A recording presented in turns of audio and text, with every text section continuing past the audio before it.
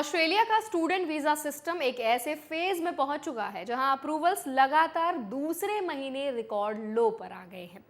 यानी एप्लीकेशंस जा रही हैं लेकिन अप्रूवल्स सिग्निफिकेंटली कम हो रहे हैं।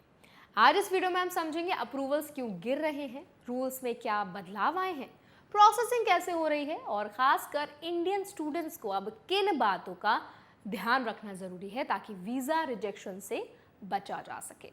तो चलिए फिर जल्दी से वीडियो को शुरू कर देते हैं। हाय, मेरा नाम है वर्षा दुबे और आप मुझे देख रहे हैं एनबीटी टेक एड पर।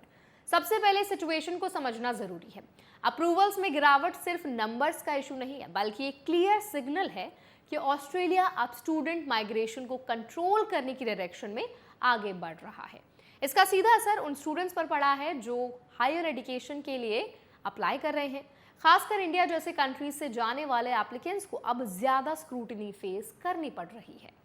अब रूल्स और पॉलिसी एंगल से देखें तो गवर्नमेंट का फोकस ये सुनिश्चित करना है कि जो स्टूडेंट वीजा पर जा रहे हैं उनका प्राइमरी इंटेंट जेन्युइनली स्टडी करना हो। इसका मतलब है कि अब सिर्फ एडमिशन लेटर होना काफ़ी नहीं है। अथॉरिटीज़ एप्लीकेंट की ओवरऑल प्रोफाइल एवेलुएट कर रही हैं, जैसे financial capacity, course relevance, previous education, background और फ्यूचर इंटेंट। इसका एक प्रैक्टिकल इफेक्ट ये है कि वीक प्रोफाइल को सीधे रिजेक्ट किया जा रहा है। यानी अगर कोर्स सिलेक्शन लॉजिकल नहीं है या पास्ट एजुकेशन से मैच नहीं करता तो अप्रूवल चांसेस काफ़ी कम हो जाते हैं। इसके अलावा फाइनेंशियल प्रूफ भी अब ज़्यादा इंपॉर्टेंट हो गया है। फंड्स क्लियरली जस्टिफाई करने पड़ते हैं कि स्टूडेंट अपने पूरे स्टे के दौरान खुद को सपोर्ट कर सकता है। अब इंडियन स्टूडेंट्स के लिए इसका इम्पैक्ट समझना बहुत ज़रूरी है क्योंकि इंडिया ऑस्ट्रेलिया के लिए एक मेजर सोर्स कंट्री है और इसीलिए स्क्रूटनी भी ज़्यादा हो रही है। अगर प्रोफाइल स्ट्रॉन्ग नहीं है या डॉक्यूमेंटेशन वीक है तो रिजेक्शन का रिस्क पहले से ज़्यादा बढ़ गया है। यहाँ एक इम्पॉर्टेंट लीगल अंडरस्टैंडिंग भी ज़रूरी है। स्टूडेंट वीज़ा एक डिस्क्रिशनरी वीज़ा होता है, यानी फाइनल डिसीजन इमिग्रेशन अथॉरिटीज़ के हाथ में होता है। लेकिन इसका मतलब ये नहीं है कि एप्लीकेंट्स के कोई राइट्स नहीं होते। हर एप्लीकेंट को फेयर असेसमेंट का राइट होता है और डिसीजन क्लियर ग्राउंड्स पर बेस्ड होना चाहिए। अगर एप्लीकेशन रिजेक्ट होती है तो उसके रीजंस डॉक्यूमेंटेड होने चाहिए। अब प्रैक्टिकल लेवल पर क्या चेंजेस देखने को मिल रहे हैं?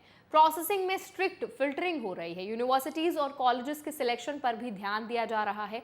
लो रैंक्ड इंस्टीट्यूशंस या ऐसे कोर्सेज जो माइग्रेशन पाथवे के लिए मिसयूज हो सकते हैं उस पर ज्यादा निगरानी है। इसका मतलब है कि इंस्टीट्यूशन सिलेक्शन अब बहुत क्रिटिकल फैक्टर बन चुका है। इसके अलावा ये भी देखा जा रहा है कि एप्लीकेंट्स अपने कोर्स के बाद क्या प्लान रखते हैं। अगर प्रोफाइल ये इंडिकेट करती है कि प्राइमरी इंटेंट माइग्रेशन है और स्टडी सेकेंडरी है तो चांसेस कम हो जाते हैं। इसीलिए स्टेटमेंट ऑफ पर्पस और डॉक्यूमेंटेशन बहुत केयरफुली प्रिपेयर करना जरूरी हो गया है। अब बात करते हैं कि इंडियंस कैसे केयरफुल रह सकते हैं। सबसे पहले कोर्स सिलेक्शन रियलिस्टिक और लॉजिकल होना चाहिए। प्रीवियस एजुकेशन और वर्क एक्सपीरियंस के साथ अलाइनमेंट जरूरी है। दूसरा, फाइनेंशियल डॉक्यूमेंट्स पूरी तरह क्लियर और वेरीफेबल होने चाहिए। कोई भी इनकंसिस्टेंसी सीधे रिजेक्शन का कारण बन सकती है। तीसरा, एप्लीकेशन में ट्रांसपेरेंसी बहुत इंपॉर्टेंट है। कोई भी गलत इन्फॉर्मेशन या इनकम्प्लीट डिटेल फ्यूचर एप्लीकेशन को भी इम्पैक्ट कर सकती है। और चौथा, इंस्टीट्यूशन और कोर्स चुनते समय सिर्फ पीआर पाथवे को ध्यान में रखना रिस्की हो सकता है। फोकस जेन्युइन एजुकेशन पर होना चाहिए। ये भी समझना जरूरी है कि अप्रूवल्स कम होने का मतलब ये नहीं है कि वीजा मिलना बंद हो गया है, बल्कि सिस्टम अब सिलेक्टिव हो गया है।